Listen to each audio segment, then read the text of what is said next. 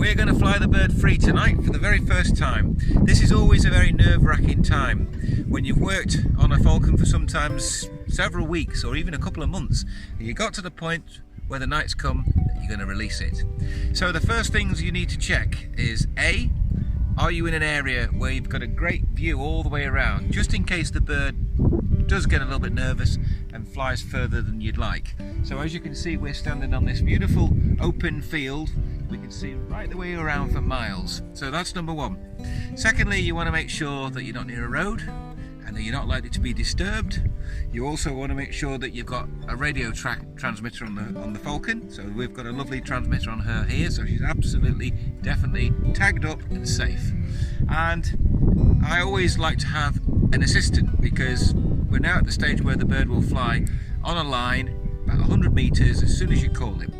And what tends to happen is they want to follow you before you're ready. So you really need somebody to hold the bird so you can get way down the other end of the field, and that gives you a chance to get everything ready, and then the hood is removed and the bird is released. So I'm very lucky to have a glamorous assistant. This is Rebecca, and she's going to help with Duchess. So I'm going to walk right the way down the end of the field, and when I'm ready I'll start to swing the lure. Rebecca is going to remove the jesses, the leash and swivel, and then of course the hood, and release the bird. And all being well, she'll fly in a straight line right the way down, and I'm going to let the falcon have the lure straight away. So that's what we did the first time. We let the falcon have its reward instantly, and then the second time round we hide the lure and we let the bird do a couple of circles, and then we let her have it. So that's what we're going to do tonight, and it's a perfect evening for hardly a breath of wind. We're also just about the right time. It's about 8 o'clock in the evening, and of course remember we are in sort of the end of June now, so we've got a couple of hours light. If the bird should happen to wander off and it's the first time free, you know that they've only got a couple of hours before they're going to start thinking about settling down somewhere in a tree. So they're not likely to go off 50 miles. Worst case scenario is they might go a couple of miles and then settle somewhere in a tree. And of course, we've got a radio transmitter on Duchess anyway, so if that should happen, there's a very high chance that we will be able to find her. But that's not going to happen anyway. So this is the time you'd be all sort of nervous about and probably having nightmares about, but it's arrived. So let's make sure we get absolutely everything right.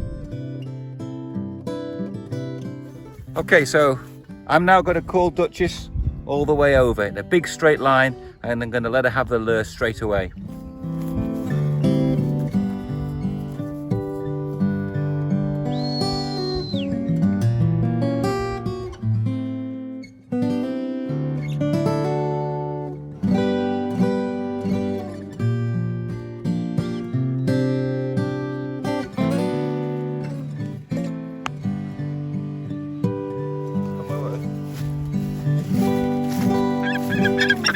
Okay, well that couldn't have gone any better. She caught the lure straight away, she's landed.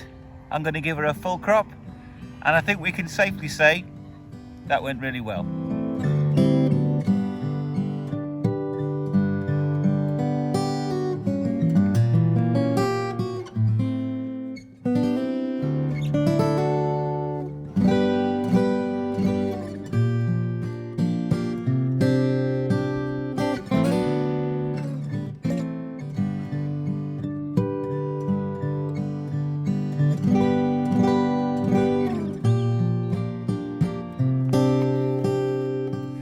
So that couldn't have gone any better. Absolutely delighted with that.